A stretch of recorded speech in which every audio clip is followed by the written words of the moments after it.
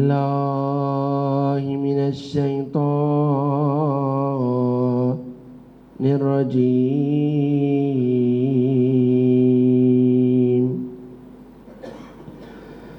بسم الله الرحمن الرحيم. الحمد لله رب العالمين.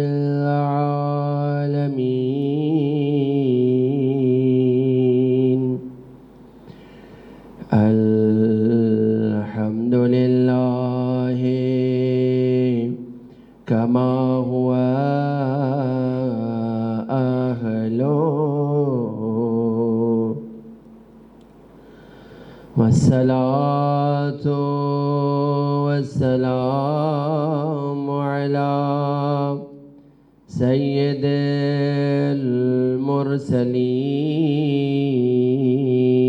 المرسلين وخاتم النبيين أبي القاسم محمد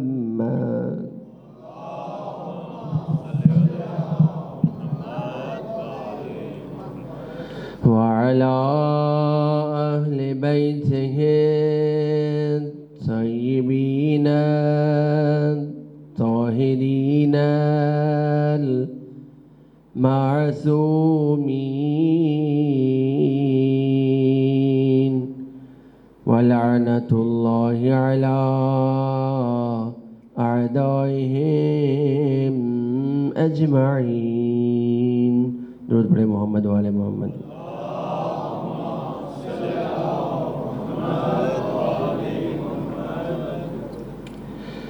رب اشرح لي صدري ويسر لي أمري واحلل عقدة من لساني يفقهوا قولي. أما بعد، فقد قال الله تبارك وتعالى في كلامه المجيد وفرقانه الحميد وقوله الحق وهو أصدق القائلين. بسم الله الرحمن الرحيم. إن الله يحب الذين يقاتلون في سبيله كأنهم بنيان مرصوص. وقال رسول الله صلى الله عليه وآله: الحسن والحسين إمامان إن قاما أو قعدا صلوات.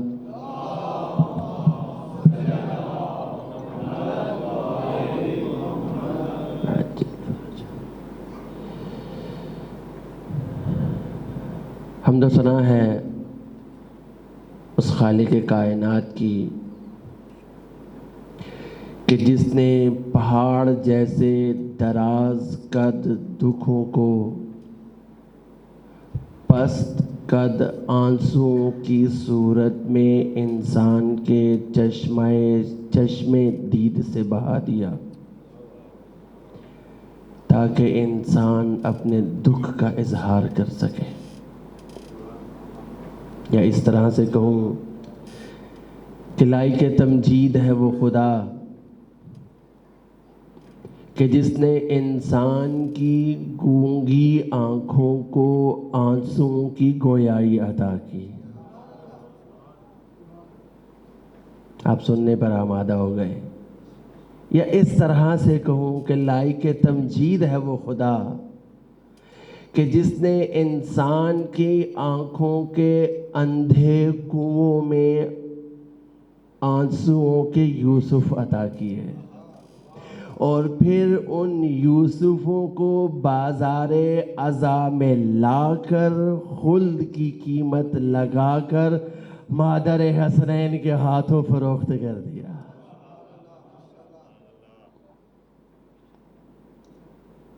خدا تمام معصومین کی زندگی اٹھا کر دیکھیں، ایک چیز نظر آئے گی: حمد پروردگار. خدا کو پکارنا کیسے ہے، خدا کو آواز کیسے دینی ہے، خدا کو کن القابات سے آواز دے کر پکارنا ہے. یقین کیجئے کہ اگر انسان دعاؤں کے معنی اور مفاہیم درکنار کہ معصوم نے دعا میں کیا مانگا، لیکن اگر فقط اور فقط انسان معصومین کی دعاؤں کے ابتدائیہ جملوں کو پڑھنا شروع کرے تو پھر آپ کا سفر امامت سے توحید کی طرف شروع ہو جائے گا، اور پھر ایک وقت آتا ہے کہ انسان دوبارہ اس سفر کو طے کرنا شروع کرتا ہے، توحید پروردگار سے شروع ہوتا ہے اور امامت پر آ کر رکتا ہے۔ عزیزان محترم، یہ فرش حسین کا فرش ہے۔ کون ہے حسین؟ کل ہم نے بنیان مرصوص کی صورت میں کچھ گزارشات آپ کی سماعتوں کے نظر کی۔ آج آلموسٹ تقریباً مجمع نیا ہے سوائے چند افراد کے، اور کل عرض کیا تھا کہ بنیان مرصوص میں جو امام حسن علیہ السلام کا زمانہ تھا، صلی علی محمد، وہ انشاءاللہ آپ کی سماعتوں کی نظر کروں گا انشاءاللہ، لیکن اس سے پہلے آج آپ جس فرش عزا پر تشریف فرما ہیں اور دن بدن دن گزرنے کے ساتھ ساتھ یہ عزا خانہ، یہ امام بارگاہ، یہ مسجد دن دگنی رات چگنی اپنی ترقی کے منازل طے کر رہا ہے، اس فرش عزا کے پیچھے کچھ ایسے انویزیبل شخصیات شامل ہیں جو آج بظاہر ہم میں نہیں ہیں لیکن ہمارے دلوں میں وجود رکھتی ہیں۔ میری مراد حجت الاسلام والمسلمین آقا مہدوی سے ہے، وہ روح رواں جنہوں نے اس کارواں کی بنیاد رکھی، کیونکہ مجھے شرف حاصل رہا کہ جب یہ ادارہ بن رہا تھا تو بطور استاد اس ادارے میں کچھ عرصہ خدا نے توفیق دی خدمات سر انجام دینے کی، اور آقا ابو ذر مہدوی کی ہمراہ کعبی نصیب ہوئی۔ میں اتنا سا طالب علم ہوں، وہ ہمارے اساتید کے ہم عصر ہیں، اس وقت علیل ہیں۔ آپ سب دعا کریں کہ خداوند کریم انہیں شفائے کاملہ نصیب فرمائے، انہیں جلد از جلد شفائے کاملہ نصیب فرمائے کہ وہ دوبارہ اس کاروان میں شامل ہو سکے۔ وہ ان اللہ علی کل شیء قدیر ہے، اس کے لیے سب کچھ ممکن ہے، اس کے لیے ممکن ہے کہ وہ مردے کو زندہ کرے اور دوبارہ انسان اپنی زندگانی کو بسر کرے، تو پھر ہم اس کی بارگاہ میں چھوٹی چیز کیوں مانگیں؟ کیا اس کی بارگاہ میں کچھ ناممکن ہے؟ کچھ بھی ناممکن نہیں۔ یقیناً خداوند کریم آقا صاحب کے توفیقات میں اضافہ کر رہا ہوگا، یہاں جتنے آنسو بہائے جاتے ہیں یا جو ذکر ہوتا ہے، یقیناً اس کا ثواب آقا صاحب کو بھی جاتا ہوگا۔ کیوں؟ اس لیے کبھی بھی کوئی ادارہ ترقی نہیں کر سکتا جب تک کہ اس کی تہ میں خلوص موجود نہ ہو۔ کوئی تحریک اٹھا لیں، کوئی آرگنائزیشن اٹھا لیں، کوئی ادارہ، کوئی ٹرسٹ، کوئی جامعہ، کوئی امام بارگاہ، کسی بھی قسم کی تنظیم کو اٹھا لیں، سوشیالوجی یہ کہتی ہے کہ اگر ایسا ہو کہ کسی تنظیم کو دبانا ہو اور ریاست کے 3 ادارے اس آرگنائزیشن کے خلاف کھڑے ہو جائیں تو وہ تنظیم، وہ سیاسی پارٹی، وہ آرگنائزیشن آہستہ آہستہ دم توڑنے لگتی ہے۔ وہ 3 چیزیں کون سی ہیں جو سوشیالوجی کہتی ہے؟ پہلی چیز، اگر خود اسٹیٹ کی آرمی اس آرگنائزیشن کے خلاف کھڑی ہو جائے تو ممکن نہیں ہے کہ وہ باقی بچے۔ دوسری چیز، اگر ریاست اپنا تمام تر پیسہ، سکے، دینار اس آرگنائزیشن کے خلاف استعمال کرنا شروع کرے تو ممکن نہیں ہے کہ وہ آرگنائزیشن باقی رہے۔ اور تیسری چیز، خود ریاست کا وزیر اعظم، صدر، جو بھی نظام ہو، خود بادشاہ اگر اس آرگنائزیشن یا تنظیم کے خلاف ہو جائے تو وہ سیاسی پارٹی، وہ تنظیم، وہ آرگنائزیشن، وہ بارگاہ، وہ مسجد، وہ ٹرسٹ ہمیں کرۂ ارض پر دکھائی نہیں دے گا. توجہ ہے, جاگ رہے ہیں نا؟ ہم یہ بات سوشیالوجی کی صحیح مانتے ہیں لیکن حسینیت کے بارے میں صحیح نہیں ہے. وجہ آپ نے دیکھا, تاریخ اٹھا کر دیکھ لیں, کتنے سکے خرچ ہوئے, کتنے دینار خرچ ہوئے, کئی بادشاہ آئے, کئی صدر آئے, کئی زندگیاں گزارنے والے آئے جنہوں نے حسینیت کے خلاف علم بغاوت کو بلند کیا. ہونا یہ چاہیے تھا کہ حسینیت زمین بوس ہو جاتی, لیکن آج ہم دیکھ رہے ہیں جگہ جگہ امام بارگاہ کھل رہے ہیں, جگہ جگہ مجالس ہو رہی ہیں. پہلے سے زیادہ بہتر انداز میں حسینیت کا تر و تازہ چہرہ دکھائی دے رہا ہے. کتنے ہی دینار, کتنے ہی ڈالر خرچ ہوئے, لیکن عزاداری آج بھی باقی ہے. انہیں پتہ نہیں ہے کہ یہ عزاداری دعائے سیدہ ہے. سیدہ نے کہا تھا ایک قوم آئے گی, یہ نہیں کہا تھا کہ وہ قوم آئے گی اور غرق ہو جائے گی. آپ اور میں دعائے سیدہ ہیں. تو کون ہے حسین؟ وہ حسین ابن علی. دل کر رہا ہے کہ ایک واقعہ آپ کی سماعتوں کی نظر کروں, جلدی جلدی, وقت بہت کم ہے.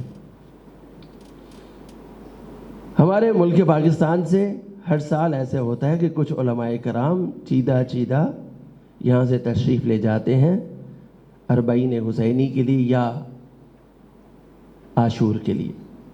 تو کووڈ سے پہلے ایسا ہوا کہ کچھ علماء کرام تشریف لے گئے, ساتھ میں باقی مسالک کے علماء کرام بھی موجود تھے, اور ساتھ چیدہ چیدہ صحافی بھی تھے, جن میں آپ نے پروگرام دیکھا بلال کتب کا کوریج دی. انہوں نے کہا کہ جب ہم عراق پر وارد ہوئے تو ہمیں بتایا گیا کہ سب سے پہلے نجف جائیں گے. نجف گئے تو کہا کہ جیسی زیارت کے لیے ہم مولا کی زری والے سین میں وارد ہوئے تو زائرین کا تانتا بندھا ہوا تھا. کوشش کرتے تھے آگے جانے کی لیکن آگے جا ہی نہیں پاتے تھے. کہ کم از کم 2 گھنٹے لگے امام کی زری تک پہنچنے میں. زری پر پہنچے, جیسے ہی دل علی ابن ابی طالب کی زری سے مس ہوا, ایسے لگا باب مدینۃ العلم سے کچھ عطا ہو گیا ہے. کہا کہ 2-2.5 گھنٹے لگا کے واپس آئے. بہترین انتظامات تھے زائرین کے لیے, بہترین حرم کو سجایا ہوا تھا, بہترین زری تھی, اوپر فانوس ہر جگہ پر لگا ہوا تھا, لائٹنگ بہترین تھی, ایئر کنڈیشن لگے ہوئے تھے. زائر کو تھکنے کا احساس ہی نہیں ہوتا. کہ وہاں سے ہمیں شیعہ علماء نے بتایا کہ اب اس کے بعد ہم چلے جائیں گے کربلا, اور کربلا حسین کی زری پر جانے سے پہلے ابوالفضل عباس سے اجازت لیں گے. کہ آپ جب وارد ہوئے ابوالفضل عباس کی زری پر تو علی کی زری سے زیادہ رش تھا. کہا کہ 3 گھنٹے لگے زری تک پہنچنے میں, اور عجیب کیفیت تھی. جب ہم ابوالفضل عباس کے روضے سے باہر نکل کر بین الحرمین میں وارد ہوئے تو پتہ لگا کہ حر کی کیا کیفیت تھی جب وہ حسین ابن علی کے پاس آیا تھا. کہا کہ آپ سید الشہداء کے روضے پر وارد ہوئے تو ایسی نیتیں منقلب ہوئیں کہ سمجھ نہیں آئی آیا ہم زمین پر ہیں یا جنت میں آسمان پر سیر کر رہے ہیں. کہاں آگے بڑھتے تھے کوئی زائر آتا تھا پیچھے کر دیتا تھا, پھر آگے بڑھتے تھے پھر کوئی زائر آتا تھا پیچھے کر دیتا. برکیف ہم زری تک پہنچنے میں کامیاب ہوئے, زیارت کی. یہ 5 سے 6 گھنٹے ہمیں لگے, اور جب ہم واپس اپنے ہوٹل میں آئے تو ایسے لگ رہا تھا کہ ہم بالکل تر و تازہ ہیں, ہم تھکے نہیں ہیں, ہمیں تھکاوٹ کا احساس نہیں ہو رہا تھا. کہا کہ چونکہ باقی مکاتب فکر کے علماء تھے ساتھ، انہوں نے کہا کہ بھئی آپ نے کہا پہلے نجف جائیں گے، نجف سے بھی ہو آئے، پھر آپ نے کہا کہ کربلا میں آئیں گے، کربلا سے بھی ہو آئے، ہمارا بھی ایک شیخ دفن ہے عراق میں، اس کی زیارت کے لیے جائیں گے۔ کہا جی اور کون شیخ؟ کہا شیخ عبد القادر جیلانی۔ البتہ اس زمانے میں شیخ تھے، یا آپ اور جب میں اسکول میں پڑھتے تھے تب ٹیکسٹ بک بورڈ میں شیخ لکھا ہوتا تھا، البتہ ابھی حکومت پاکستان نے ان کو سید بنا دیا ہے۔ ابھی جو کتابیں چھپی ہیں اس میں وہ شیخ کی بجائے سید عبد القادر جیلانی۔ بار کیا کہا کہ اس روزے پر جانے کے لیے انہوں نے آمادہ کیا، ہم نے کہا ٹھیک ہے، فلائٹ لی، بغداد پہنچ گئے، شیخ کے روزے پر گئے۔ سنیے گا کہ جیسے ہی ہم دروازے پر پہنچے دروازہ بند تھا، دروازہ۔ کہا کہ خادم کو بلایا جائے، بھئی کدھر ہے؟ خادم کو ڈھونڈا، وہ کسی دکان پر بیٹھ کر چائے پی رہا تھا۔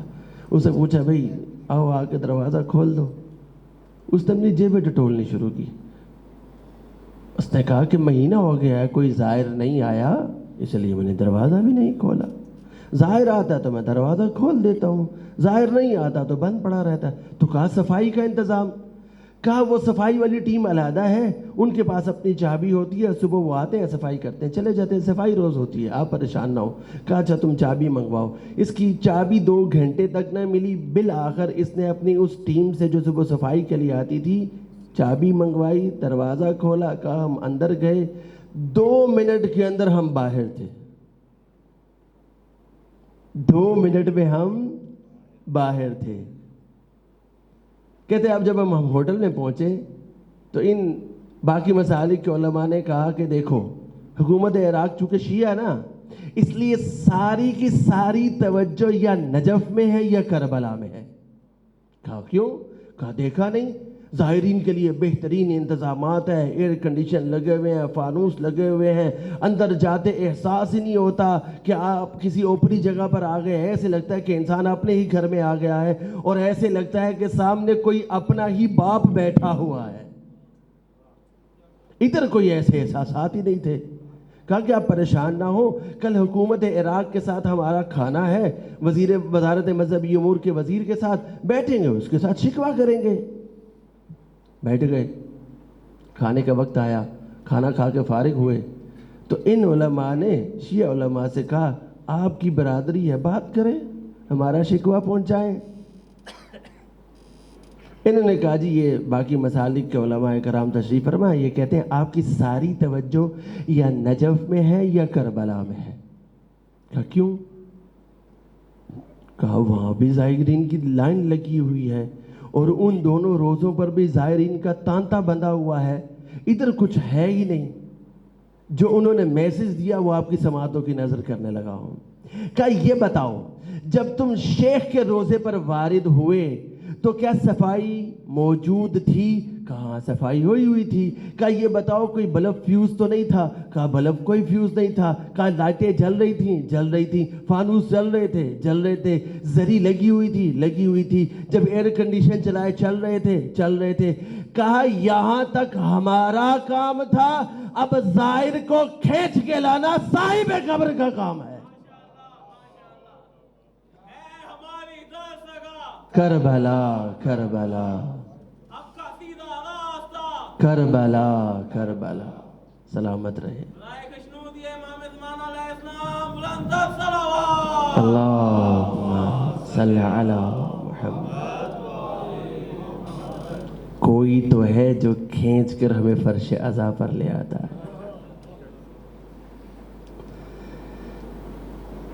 آج مجھے ذکر کرنا تھا بنیان مرصوص میں اس لشکر کا کہ جس نے اپنے ہادی کی بات کو نہیں سنا۔ آخر ہوا کیا کہ حسن ابن علی صلح پر مجبور ہو گئے۔ وجہ کیا تھی؟ کیا حسن ابن علی کمزور تھے، لڑنا نہیں جانتے تھے؟ تو ایسا تو نہیں ہے۔ تاریخ اسلام میں آپ ان 3 جنگوں کو اٹھا کر دیکھیں جو علی ابن ابی طالب نے اپنے دور میں لڑی. ہر جنگ کے اندر حسن ابن علی نے نمایاں سر انجام دیے ہیں. یعنی اس کا مطلب ہے کہ حسن ابن علی میں کوئی ضعف نہیں تھا. پھر کیا وجہ بنی کہ حسن ابن علی کو صلح کرنی پڑے؟ توجہ رکھیے گا. عموماً یہ چیزیں عام مجمع میں بیان نہیں کی جاتی. اب آپ کی سماعتیں جہاں تک ساتھ دیں گی بیان کروں گا، جہاں تک آپ سنتے رہے ٹھیک، جہاں پر آپ کو نیند آئی وہاں پر فضائل کی طرف گھوڑا موڑ دیں گے. درود پڑھے محمد والے محمد پر.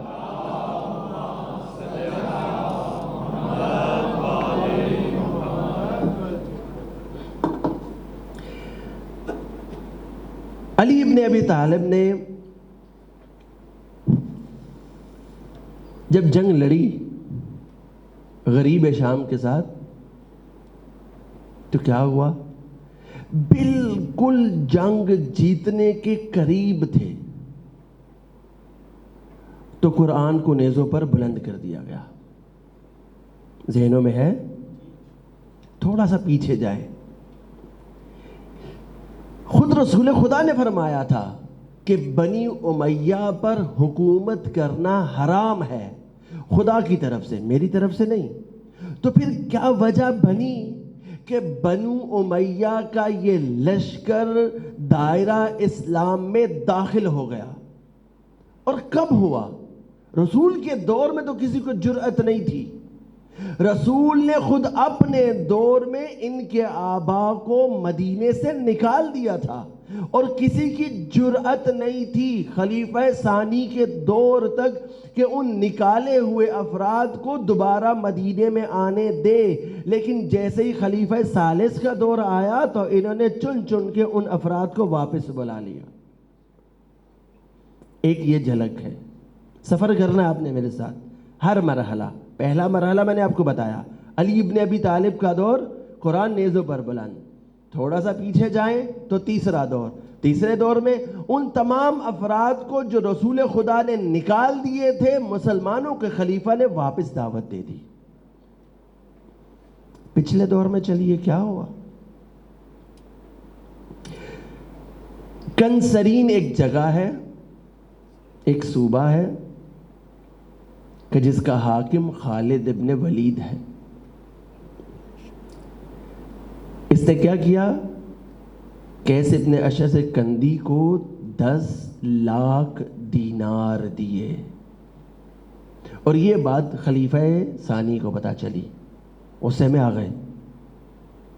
بلال کو روانہ کیا، کہا جاؤ اور جا کر خالد ابن ولید کو تخت سے اتارنا، وہیں پر اس کے امامے کو اتار کے اس کے دونوں ہاتھ باندھ کے اس کے کلے کو اتارنا اور مسجد میں کھڑا کر کے اس کو کوڑے مارنا. ایک مرحلہ. انہی کے دور میں ابو ہریرہ، یہ بھی گورنر ہے. جب پتا چلا کہ ابو ہریرہ اس وقت بہترین زندگی بسر کر رہا ہے، اس کے پاس بہترین عربی نسل کے گھوڑے ہیں، اپنا گھر اس نے تعمیر کر لیا ہے، فوراً یہاں سے قاصد کو بھیجا اور کہا کہ ابو ہریرہ کو لے کر ادھر آ جا. ابو ہریرہ کو صفائی پیش بھی کرنے کا موقع نہیں دیا. یہ گیا اور بے عزتی کے ساتھ ابو ہریرہ کو اس کی مسند سے اتارا اور گھسیٹتا ہوا خلیفہ ثانی کے دربار میں لے کر آیا. اب ابو ہریرہ سامنے کھڑا ہے اور تاریخ کہتی ہے حتیٰ علامہ شبلی نعمانی نے بھی الفاروق کتاب ابھی تک موجود ہے، البتہ نئی چھپ نہیں رہی، لیکن کل میں نے عرض کیا تھا کہ ایم اے اسلامیات کے جتنے بھی اسٹوڈنٹس ہیں ان کے نصاب میں یہ پڑھائی جاتی ہے. الفاروق اردو میں ترجمہ ہو چکا ہے. علامہ شبلی نعمانی نے بھی لکھا. کیا لکھا؟ کہا کہ جیسے ہی ابو ہریرہ آیا تو اس سے پوچھا کہ تیرے پاس عربی نسل کے گھوڑے کہاں سے آئے؟ تو نے گھر بنا لیا ہے، میں نے سنا ہے تو بہترین زندگی بسر کر رہا ہے. اس نے کہا کہ بھئی فلاں جنگ میں مجھے رسول سے ایسے اونٹ ملا تھا، ایسے گھوڑا ملا تھا، پھر اس نے بچے دیے اور یہ ہوا اور یہ ہوا یہ ہوا، لیکن یہ مطمئن نہیں ہوا۔ اب جب مطمئن نہیں ہوا تو کہا کہ جاؤ اور جتنا مال تم نے جمع کیا وہ لا کے مجھے دے دو۔ اس نے کہا کیوں دے دوں تمہیں؟ بھئی یہ میں نے تجارت سے حاصل کیا ہے۔ اس نے کہا کون سی تجارت؟ جب تو یہاں سے نکلا تھا تو تیری جوتی بھی ٹھیک نہیں تھی اور تجارت کے لیے سرمایہ چاہیے تھا، تیرے پاس سرمایہ کہاں سے آیا؟ جب سے تو گورنر بنا ہے اس کے بعد تو نے اپنا مال جمع کرنا شروع کر دیا۔ پھر کیا ہوا؟ دربار میں ابو ہریرہ کو ننگا کر کے اس نے کوڑے لگائے۔ یہ رویہ، یہ دو مثالیں میں نے دی، مثالیں اور بھی ہیں لیکن وقت کے دامن میں گنجائش نہیں۔ یہ رویہ ہے ان گورنروں کے ساتھ۔ آج مسلمان اٹھ کے یہ کہتا ہے کہ علی کے دور میں 4 سالہ دور میں کوئی فتوحات نہیں ہوئی، مسلمان آپس میں لڑتے رہے، جبکہ دوسرے دور کے اندر اتنی فتوحات ہوئی کہ ایران تک خلیفہ ثانی نے اندر داخل کر لیا اور وہاں سے شام تک کی تمام حدود کو دائرہ اسلام میں داخل کر لیا۔ تو اس میں اچھا کام کس نے کیا؟ خلیفہ ثانی نے، یا بزبان تو آپ کی زبان میں یہ کہوں کہ خلیفہ چہارم میں؟ کس نے؟